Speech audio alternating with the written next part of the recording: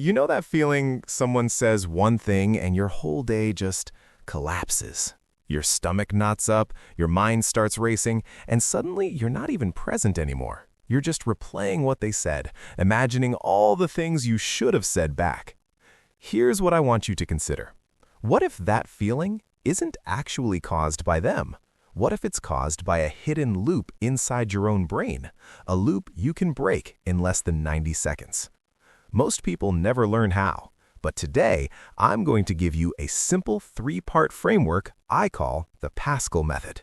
Stick with me and you'll walk away with a way to stay unshaken no matter who's standing in front of you. We've all said it, they really know how to push my buttons. But here's the truth nobody tells you. You don't have buttons.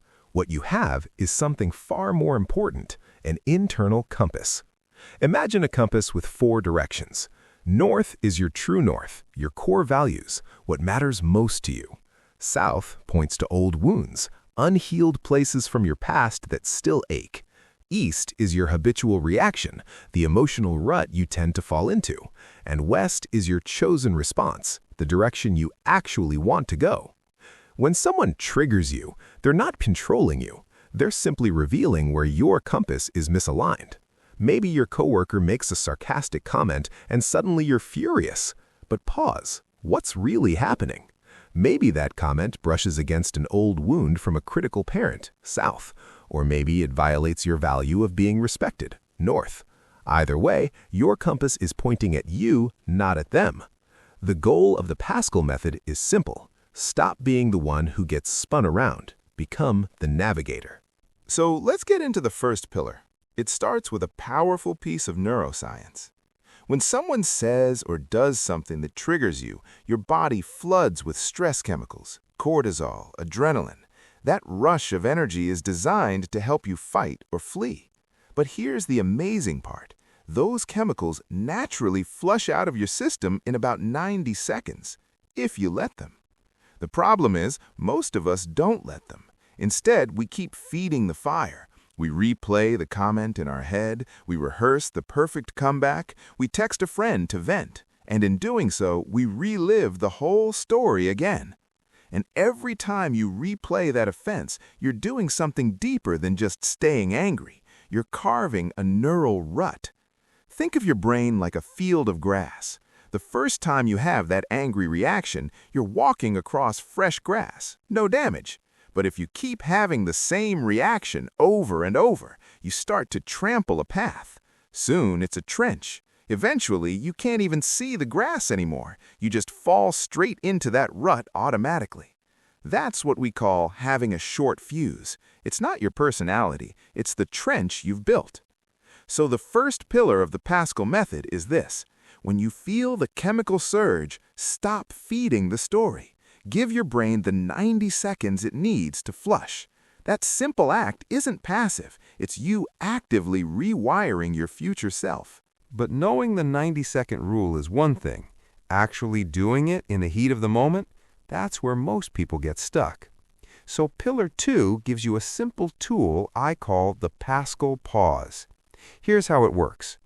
The moment you feel that flash of heat, the tightening chest, the racing thoughts, you silently say to yourself, I notice heat rising. This is a sensation. I am not the sensation. That's it. You don't argue with it. You don't try to push it down. You just witness it. Why does this work? Because your brain can't be in 2 states at once. When you activate the part of your brain that observes, your prefrontal cortex, you disengage the alarm system, the amygdala. You literally shift from being the reactor to being the sky that holds the storm. Let's bring this into life. Imagine you're at a family dinner. A relative makes a snide comment about your career choices. Before, you might have snapped back or sulked for the rest of the evening. Now you feel the heat. You take a breath. Inside, you say, I notice heat rising. This is a sensation. I am not the sensation. And in that split second, you've created space. From that space, you have a choice.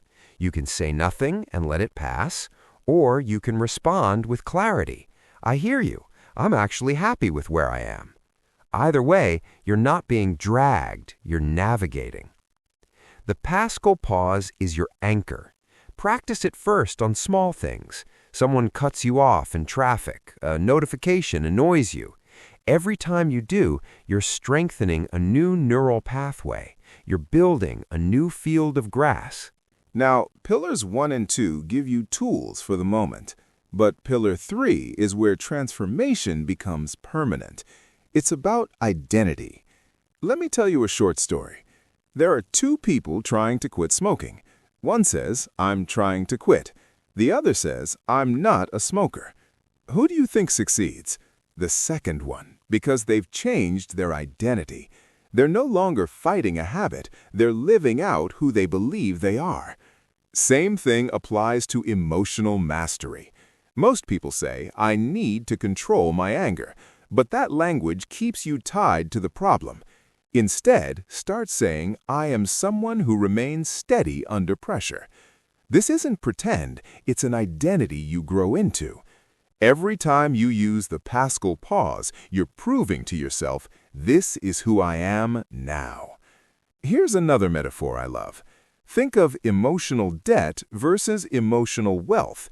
Every time you react out of anger, you create a debt. You have to apologize, repair, or carry the guilt. But every time you respond from a place of calm, you build emotional wealth. You earn trust, respect, and peace. And that wealth compounds.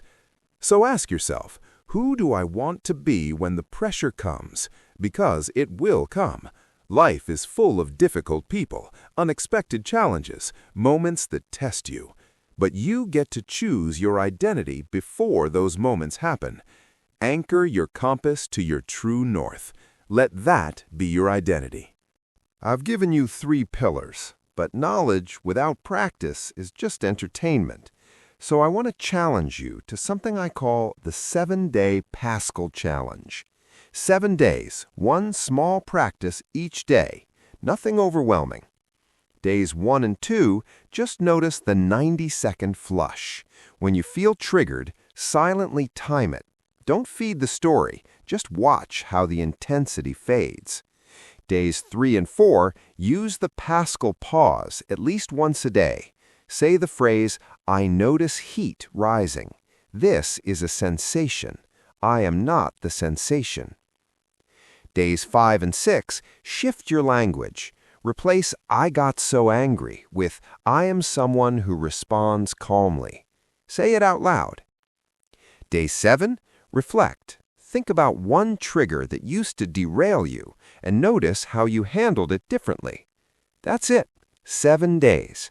You're not trying to be perfect. You're trying to build a new field of grass. And here's the beautiful thing. Neuroplasticity means your brain changes with repetition. 7 days of small wins, and you're already carving a new path. 30 days, it becomes your default. 90 days, it becomes your identity. So let's bring this home. You are not a remote control. You are the navigator. The Pascal Method gives you 3 tools. Stop feeding the story. Let the 90-second flush do its work. Use the Pascal Pause. Become the witness, not the storm. Own your identity. Declare who you are under pressure. If you got value from this, hit that subscribe button. This channel is about mastering your inner state so you can show up as your best self, no matter what life throws at you. And I want to hear from you. In the comments, tell me, what's one situation where you wish you'd stayed calmer? I'll personally reply with a Pascal Pause tailored to your trigger. Thanks for watching. Stay steady.